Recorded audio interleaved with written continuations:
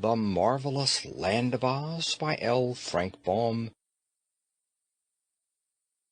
Chapter 21. The Tin Woodman Plucks a Rose. The army of Glinda the Good looked very grand and imposing when it assembled at daybreak before the palace gates. The uniforms of the girl soldiers were pretty and of gay colors, and their silver-tipped spears were bright and glistening, the long shafts being inlaid with mother-of-pearl. All the officers wore sharp gleaming swords and shields edged with peacock feathers, and it really seemed that no foe could by any possibility defeat such a brilliant army. The sorceress rode in a beautiful palanquin which was like the body of a coach, having doors and windows with silken curtains, but instead of wheels, which a coach has, the palanquin rested upon two long horizontal bars, which were borne upon the shoulders of 12 servants. The Scarecrow and his comrades decided to ride in the gump in order to keep up with the swift march of the army. So as soon as Glinda had started and her soldiers had marched away to the inspiring strains of music played by the royal band, our friends climbed into the sofa and followed. The gump flew along slowly at a point directly over the palanquin in which rode the sorceress. "Be careful," said the Tin Woodman to the Scarecrow, who was leaning far over the side to look at the army below. "You might fall." "It wouldn't matter," remarked the educated Wogglebug. "He can't get broke so long as he is stuffed with money." "Didn't I ask you—" began Tip in a reproachful voice. "You did," said the Wogglebug promptly, "and I beg your pardon. I will really try to restrain myself." "You better," declared the boy. "That is, if you wish to travel in our company." "I couldn't bear to part with you now," murmured the insect feelingly, so Tip let the subject drop. The army moved steadily on, but night had fallen before they came to the walls of the Emerald City. By the dim light of the new moon, however, Glinda's forces silently surrounded the city and pitched their tents of scarlet silk upon the greensward. The tent of the sorceress was larger than the others, and was composed of pure white silk, with scarlet banners flying above it. A tent was also pitched for the Scarecrow's party, and when these preparations had been made with military precision and quickness, the army retired to rest. Great was the amazement of Queen Ginger next morning when her soldiers came running to inform her of the vast army surrounding them. She at once climbed to a high tower of the royal palace and saw banners waving in every direction, and the great white tent of Glinda standing directly before the gates. "We are surely lost!" cried Ginger in despair. "For how can our knitting needles avail against the long spears and terrible swords of our foes?" "The best thing we can do," said one of the girls, "is to surrender as quickly as possible before we get hurt." "Not so," returned Ginger more bravely. "The enemy is still outside the walls, so we must try to gain time by engaging them in parley. Go you with a flag of truce to Glinda, and ask her why she has dared to invade my dominions, and what are her demands." So the girl passed through the gates bearing a white flag to show she was on a mission of peace, and came to Glinda's tent. "Tell your queen," said the sorceress to the girl, "that she must deliver to me old Mombi to be my prisoner. If this is done, I will not molest her further." Now, when this message was delivered to the queen, it filled her with dismay, for Mombi was her chief counselor, and Ginger was terribly afraid of the old hag. But she sent for Mombi and told her what Glinda had said. "I see trouble ahead for all of us," muttered the old witch, after glancing into a magic mirror she turned in her pocket. "But we may even yet escape by deceiving this sorceress, clever as she thinks herself." "Don't you think it would be safer for me to deliver you into her hands asked Ginger nervously. "If you do, it will cost you the throne of the Emerald City," answered the witch positively. "But if you will let me have my own way, I can save us both very easily."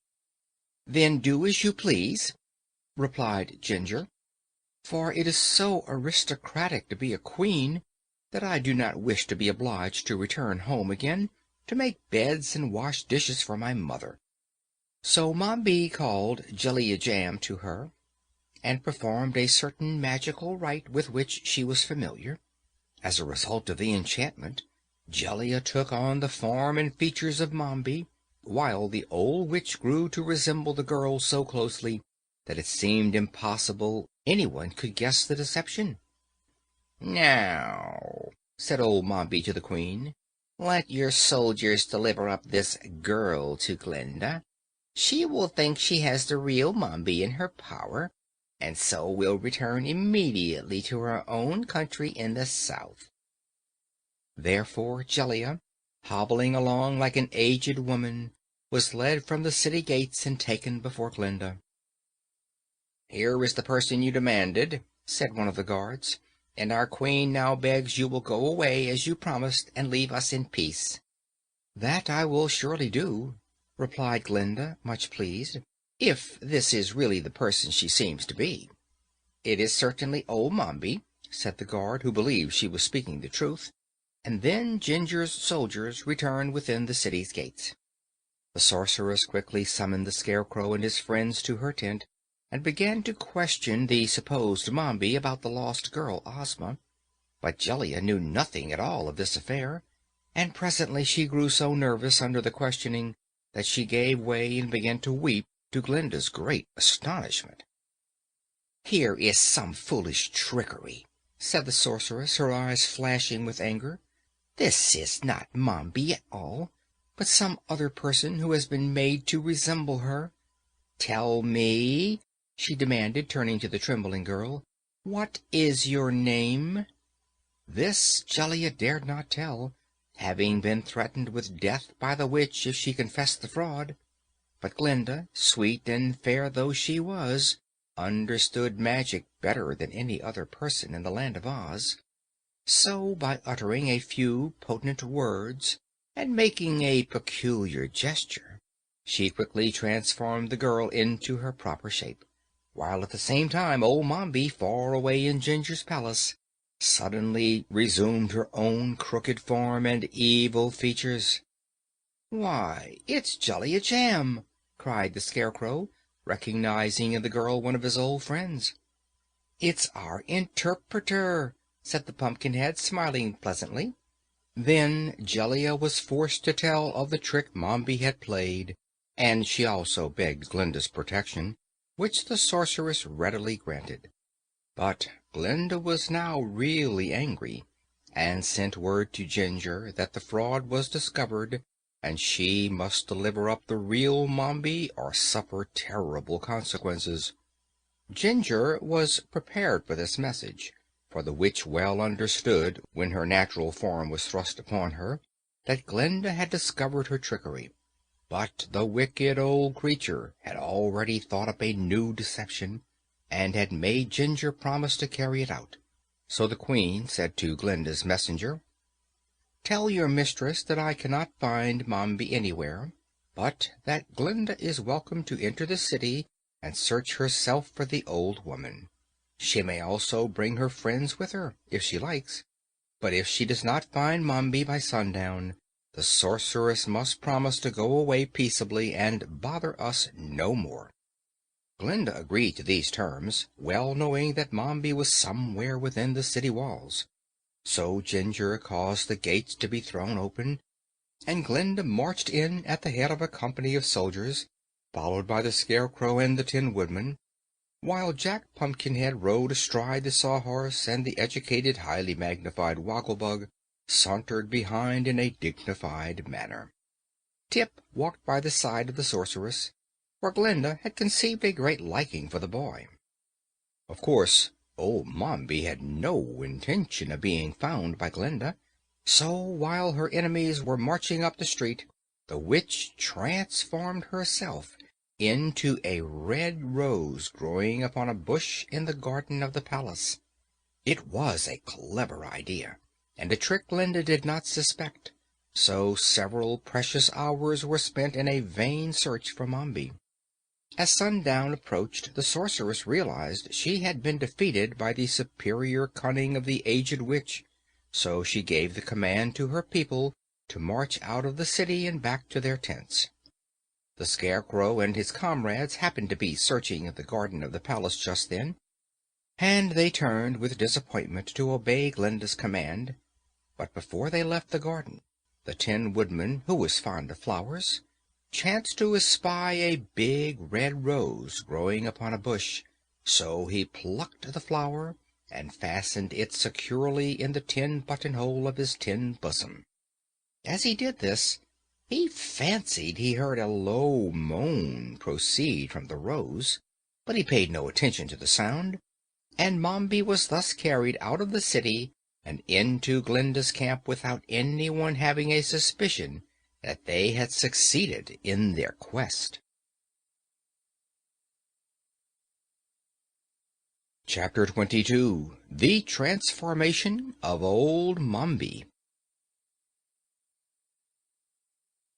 The witch was at first frightened at finding herself captured by the enemy, but soon she decided that she was exactly as safe in the Tin Woodman's buttonhole as growing under the bush, for no one knew the rose and Mombi to be one, and now that she was without the gates of the city, her chances of escaping altogether from Glinda were much improved.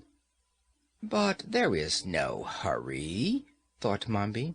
"I will wait a while and enjoy the humiliation of this sorceress when she finds I have outwitted her." So throughout the night the rose lay quietly on the Woodman's bosom, and in the morning, when Glinda summoned our friends to a consultation, Nick Chopper carried his pretty flower with him to the white silk tent. "For some reason," said Glinda, "we have failed to find this cunning old Mombi, so I fear our expedition will prove a failure. And for that I am very sorry, because without our assistance little Ozma will never be rescued and restored to her rightful position as Queen of the Emerald City." "Don't let us give up so easily," said the Pumpkinhead. "Let us do something else." "Something else must really be done," replied Glinda with a smile. "Yet I cannot understand how I have been defeated so easily by an old witch who knows far less of magic than I do myself.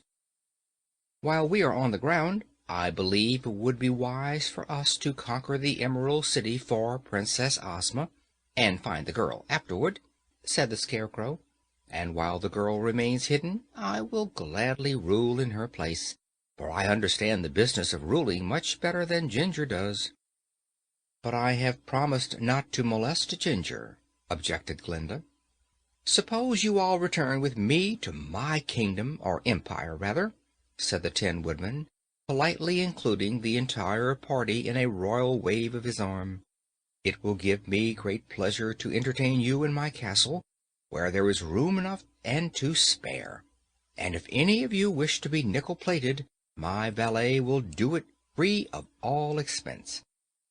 While the Woodman was speaking, Glinda's eyes had been noting the rose in his buttonhole, and now she imagined she saw the big red leaves of the flower tremble slightly.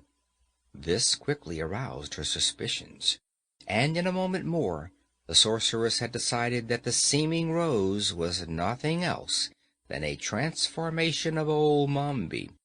At the same instant, Mombi knew she was discovered and must quickly plan an escape, and as transformations were easy to her, she immediately took the form of a shadow and glided along the wall of the tent toward the entrance, thinking thus to disappear.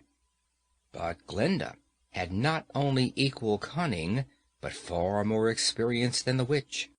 So the sorceress reached the opening of the tent before the shadow, and with a wave of her hand closed the entrance so securely that Mombi could not find a crack big enough to creep through.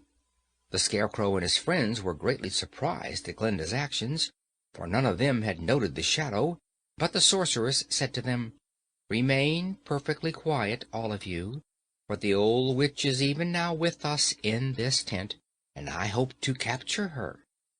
These words so alarmed Mombi that she quickly transformed herself from a shadow to a black ant, in which shape she crawled along the ground, seeking a crack or crevice in which to hide her tiny body. Fortunately, the ground where the tent had been pitched, being just before the city gates, was hard and smooth, and while the ant still crawled about, Glinda discovered it and ran quickly forward to effect its capture. But just as her hand was descending, the witch, now fairly frantic with fear, made her last transformation, and in the form of a huge griffin sprang through the wall of the tent, tearing the silk asunder in her rush, and in a moment had darted away with the speed of a whirlwind. Glinda did not hesitate to follow. She sprang upon the back of the Sawhorse and cried, "Now you shall prove that you have a right to be alive. Run, run, run!" The Sawhorse ran. Like a flash he followed the griffin, his wooden legs moving so fast that they twinkled like the rays of a star. Before our friends could recover from their surprise, both the griffin and the Sawhorse had dashed out of sight. "Come, let us follow!" cried the Scarecrow. They ran to the place where the Gump was lying and quickly tumbled aboard. "Fly!" commanded Tip eagerly. "Where to?" asked the Gump in its calm voice. "I don't know," returned Tip, who was very nervous at the delay, "but if you will mount into the air, I think we can discover which way Glinda has gone." "Very well," returned the Gump quietly, and it spread its great wings and mounted high into the air. Far away across the meadows they could now see two tiny specks speeding one after the other, and they knew these specks must be the Griffin and the Sawhorse. So Tip called the Gump's attention to them, and bade the creature try to overtake the witch and the sorceress. But swift as was the Gump's flight, pursued and pursuer moved more swiftly yet, and within a few moments were blotted out against the dim horizon.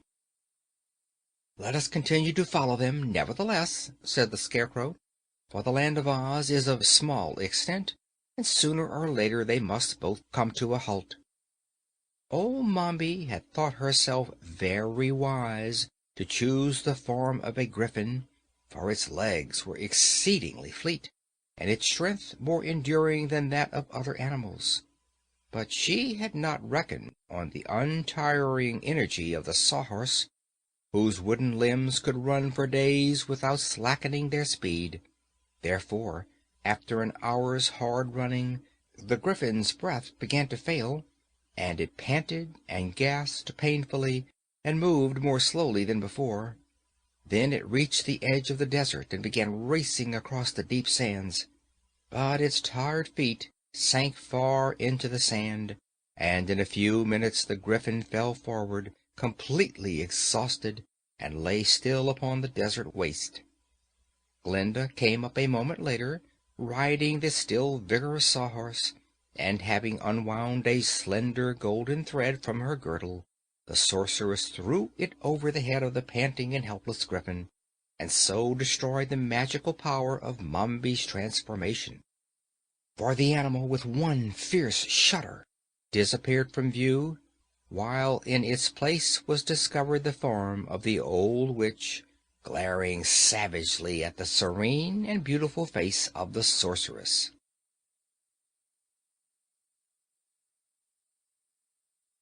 Chapter 23. Princess Ozma of Oz. "You are my prisoner, and it is useless for you to struggle any longer," said Glinda in her soft, sweet voice.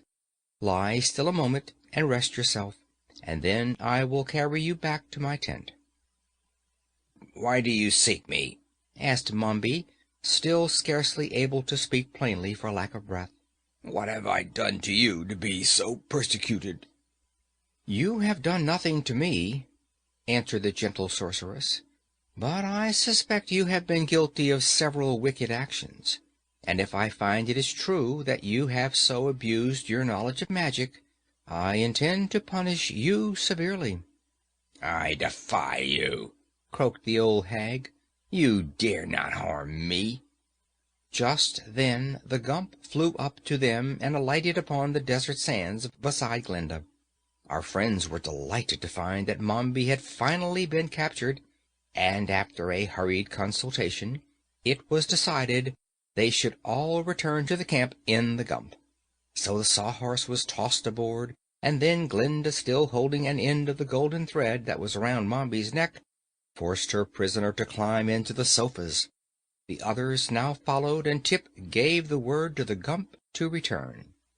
The journey was made in safety, Mombi sitting in her place with a grim and sullen air, for the old hag was absolutely helpless so long as the magical thread encircled her throat. The army hailed Glinda's return with loud cheers, and the party of friends soon gathered again in the royal tent, which had been neatly repaired during their absence. "Now," said the sorceress to Mombi, "I want you to tell us why the wonderful Wizard of Oz paid you 3 visits, and what became of the child, Ozma, which so curiously disappeared." The witch looked at Glinda defiantly, but said not a word. "Answer me!" cried the sorceress. But still Mombi remained silent. "Perhaps she doesn't know," remarked Jack. "I beg you will keep quiet," said Tip. "You might spoil everything with your foolishness." "Very well, dear father," returned the Pumpkinhead meekly. "How glad I am to be a Woggle-Bug," murmured the highly magnified insect softly. "No one can expect wisdom to flow from a pumpkin." "Well," said the Scarecrow, "what shall we do to make Mombi speak? Unless she tells us what we wish to know, her capture will do us no good at all." "Suppose we try kindness," suggested the Tin Woodman. "I've heard that anyone can be conquered with kindness, no matter how ugly they may be." At this the witch turned to glare upon him so horribly that the Tin Woodman shrank back abashed. Glinda had been carefully considering what to do, and now she turned to Mombi and said, "You will gain nothing, I assure you, by thus defying us, for I am determined to learn the truth about the girl Ozma, and unless you tell me all that you know, I will certainly put you to death." "Oh, no, don't do that!" exclaimed the Tin Woodman. "It would be an awful thing to kill anyone, even old Mombi." "But it is merely a threat," returned Glinda. "I shall not put Mombi to death, because she will prefer to tell me the truth." "Oh, I see," said the Tin Man, much relieved. "Suppose I tell you all you wish to know," said Mombi, speaking so suddenly that she startled them all. "What will you do with me then?" "In that case," replied Glinda, "I shall merely ask you to drink a powerful draught, which will cause you to forget all the magic you have ever learned." "Then I would become a helpless old woman." "But you would still be alive," suggested the Pumpkinhead consolingly. "Do try to keep silent," said Tip nervously. "I'll try," responded Jack, "but you will admit that it's a good thing to be alive." "Especially if one happens to be thoroughly educated," added the Woggle-Bug, nodding approval.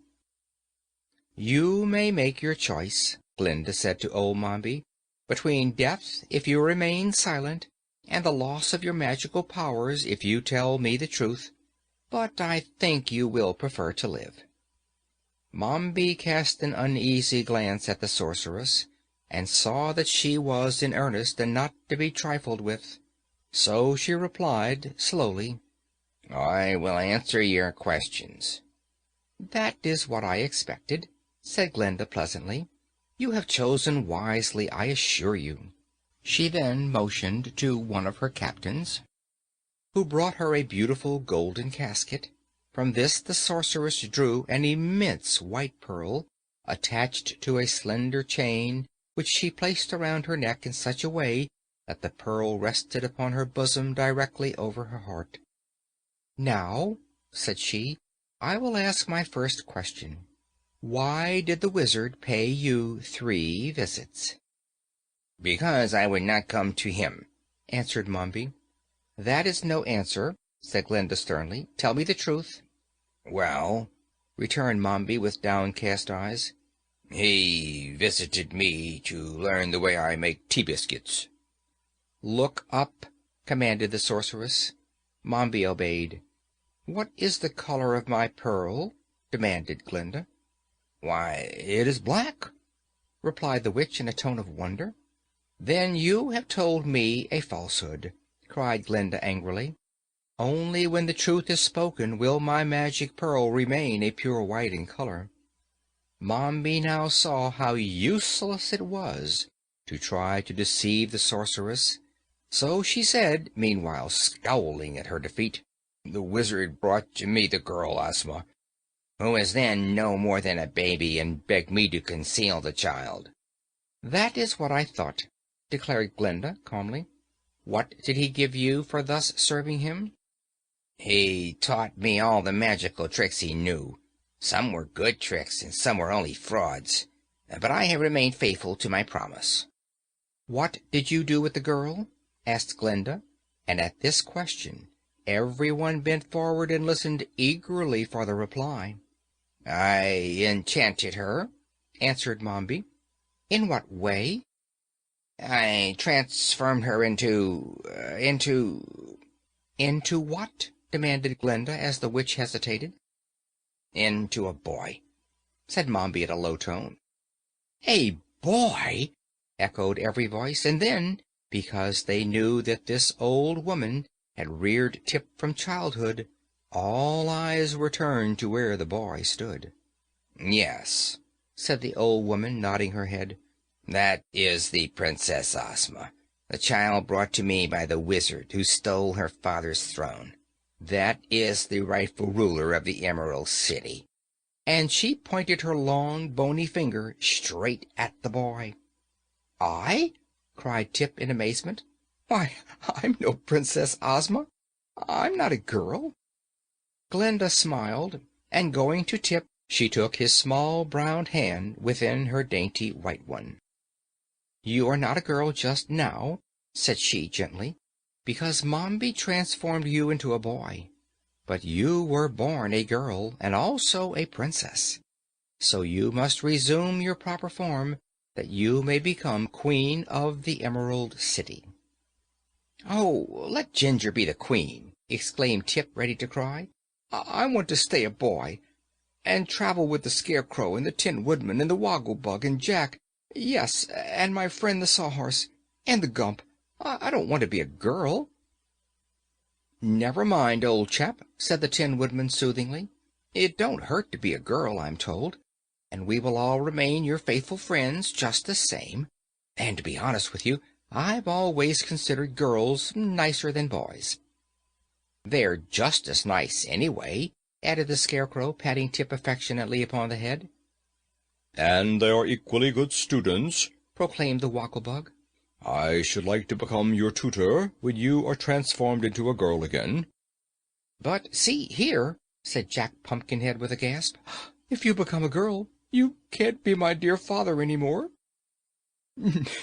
"No," answered Tip, laughing in spite of his anxiety, "and I shall not be sorry to escape the relationship." Then he added, hesitatingly, as he turned to Glinda, "I might try it for a while, just to see how it seems, you know. But if I don't like being a girl, you must promise to change me into a boy again." "Really," said the sorceress, "that is beyond my magic. I never deal in transformations, for they are not honest, and no respectable sorceress likes to make things appear to be what they are not. Only unscrupulous witches use the art. Therefore I must ask Mombi to effect your release from her charm and restore you to your proper form. It will be the last opportunity she will have to practice magic." Now that the truth about Princess Ozma had been discovered, Mombi did not care what became of Tip, but she feared Glinda's anger, and the boy generously promised to provide for Mombi in her old age if he became the ruler of the Emerald City. So the witch consented to effect the transformation, and preparations for the event were at once made. Glinda ordered her own royal couch to be placed in the center of the tent.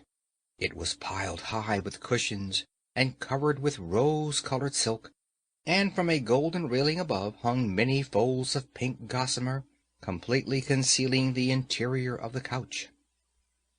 The first act of the witch was to make the boy drink a potion which quickly sent him into a deep and dreamless sleep. Then the Tin Woodman and the Woggle-Bug bore him gently to the couch, placed him upon the soft cushions, and drew the gossamer hangings to shut him from all earthly view. The witch squatted upon the ground and kindled a tiny fire of dried herbs, which she drew from her bosom. When the blaze shot up and burned clearly, old Mombi scattered a handful of magical powder over the fire, which straightway gave off a rich violet vapor, filling all the tent with its fragrance, and forcing the Sawhorse to sneeze, although he had been warned to keep quiet. Then, while the others watched her curiously, the hag chanted a rhythmical verse in words which no one understood, and bent her lean body 7 times back and forth over the fire. And now the incantation seemed complete, for the witch stood upright and cried the one word, "Yo-ah!" in a loud voice. The vapor floated away, the atmosphere became clear again, a whiff of fresh air filled the tent, and the pink curtains of the couch trembled slightly, as if stirred from within. Glinda walked to the canopy and parted the silken hangings. Then she bent over the cushions, reached out her hand, and from the couch arose the form of a young girl, fresh and beautiful as a May morning. Her eyes sparkled as 2 diamonds, and her lips were tinted like a tourmaline. All down her back floated tresses of ruddy gold, with a slender jeweled circlet confining them at the brow. Her robes of silken gauze floated around her like a cloud, and dainty satin slippers shod her feet. At this exquisite vision, Tip's old comrades stared in wonder for the space of a full minute, and then every head bent low in honest admiration of the lovely Princess Ozma. The girl herself cast one look into Glinda's bright face, which glowed with pleasure and satisfaction, and then turned upon the others. Speaking the words with sweet diffidence, she said, "I hope none of you will care less for me than you did before. I'm just the same Tip, you know, only you're different," said the Pumpkinhead, and everyone thought it was the wisest speech he had ever made. Chapter 24. The Riches of Content. When the wonderful tidings reached the ears of Queen Ginger, how Mombi the Witch had been captured, how she had confessed her crime to Glinda, and how the long-lost Princess Ozma had been discovered in no less a personage than the boy Tip, she wept real tears of grief and despair. "To think," she moaned, "that after having ruled as queen and lived in a palace, I must go back to scrubbing floors and churning butter again. It is too horrible to think of. I will never consent." So when her soldiers, who spent most of their time making fudge in the palace kitchens, counseled Ginger to resist, she listened to their foolish prattle and sent a sharp defiance to Glinda the Good and the Princess Ozma. The result was a declaration of war, and the very next day Glinda marched upon the Emerald City with pennants flying and bands playing, and a forest of shining spears sparkling brightly beneath the sun's rays. When it came to the walls, this brave assemblage made a sudden halt, for Ginger had closed and barred every gateway, and the walls of the Emerald City were builded high and thick with many blocks of green marble. Finding her advance thus baffled, Glinda bent her brows in deep thought, while the Woggle-Bug said in his most positive tone, "We must lay siege to the city and starve it into submission. It is the only thing we can do." "Not so," answered the Scarecrow. "We still have the Gump, and the Gump can still fly." The sorceress turned quickly at this speech, and her face now bore a bright smile. "You are right," she exclaimed, "and certainly have reason to be proud of your brains. Let us go to the Gump at once." So they passed through the ranks of the army until they came to the place, near the Scarecrow's tent, where the Gump lay. Glinda and Princess Ozma mounted first and sat upon the sofas. Then the Scarecrow and his friends climbed aboard, and still there was room for a captain and 3 soldiers, which Glinda considered sufficient for a guard. Now, at a word from the Princess, the queer thing they had called the Gump flopped its palm-leaf wings and rose into the air, carrying the party of adventurers high above the walls. They hovered over the palace, and soon perceived Ginger reclining in a hammock in the courtyard, where she was comfortably reading a novel with a green cover and eating green chocolates, confident that the walls would protect her from her enemies. Obeying a quick command, the Gump alighted safely in this very courtyard, and before Ginger had time to do more than scream, the captain and 3 soldiers leaped out and made the former queen a prisoner, locking strong chains upon both her wrists. This act really ended the war, for the army of revolt submitted as soon as they knew Ginger to be a captive, and the captain marched in safety through the streets and up to the gates of the city, which she threw wide open.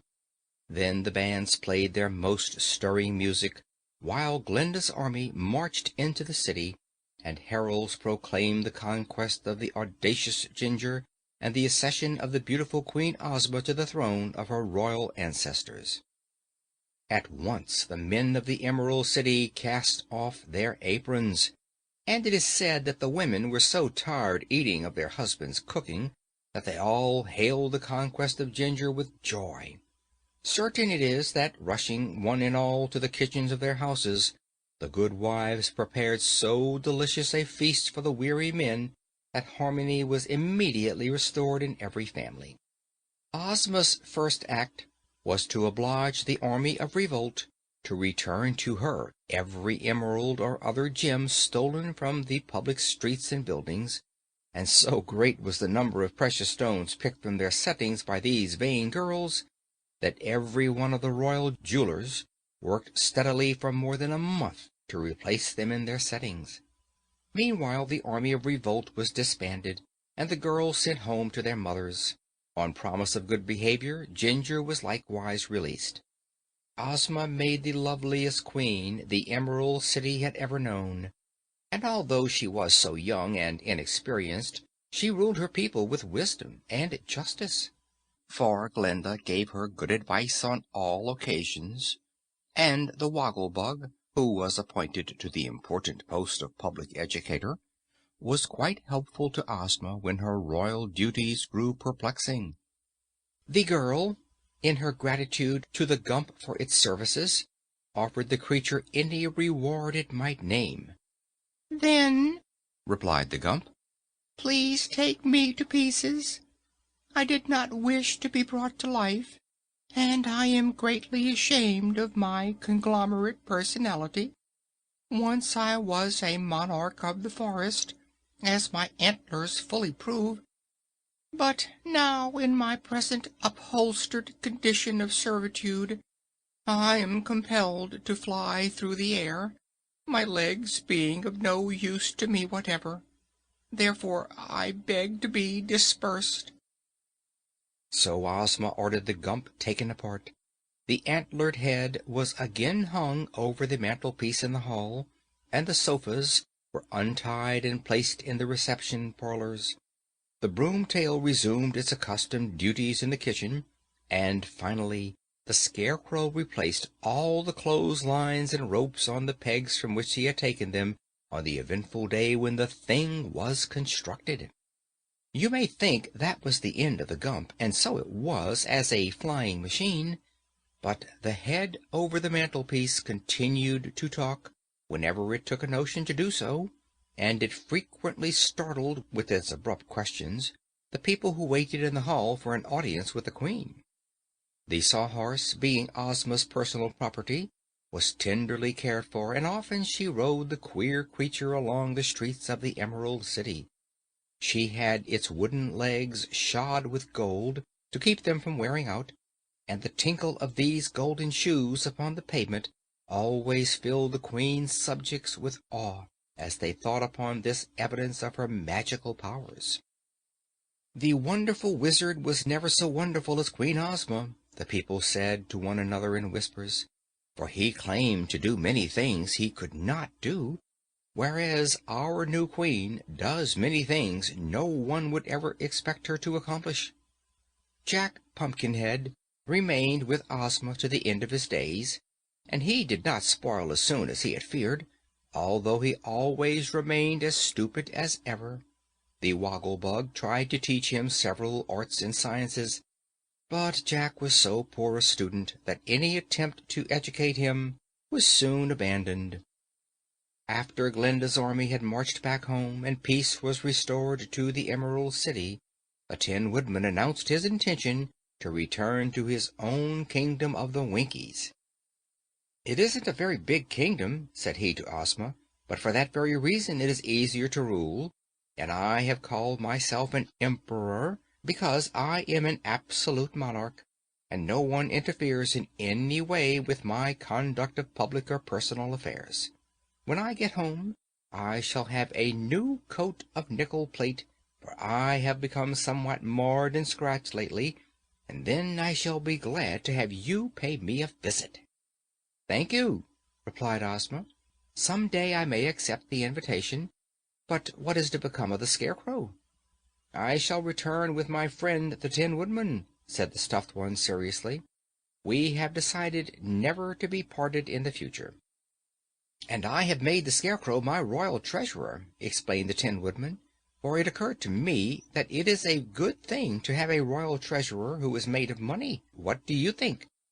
"I think," said the little Queen, smiling, "that your friend must be the richest man in all the world." "I am," returned the Scarecrow, "but not on account of my money, for I consider brains far superior to money in every way. You may have noticed that if one has money without brains, he cannot use it to advantage, but if one has brains without money, they will enable him to live comfortably to the end of his days. At the same time," declared the Tin Woodman, "you must acknowledge that a good heart is a thing that brains cannot create, and that money cannot buy. Perhaps, after all, it is I who am the richest man in the world." "You are both rich, my friends," said Ozma gently, "and your riches are the only riches worth having, the riches of content."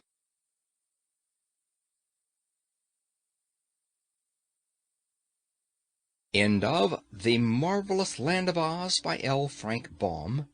This book recorded by Phil Chenevert.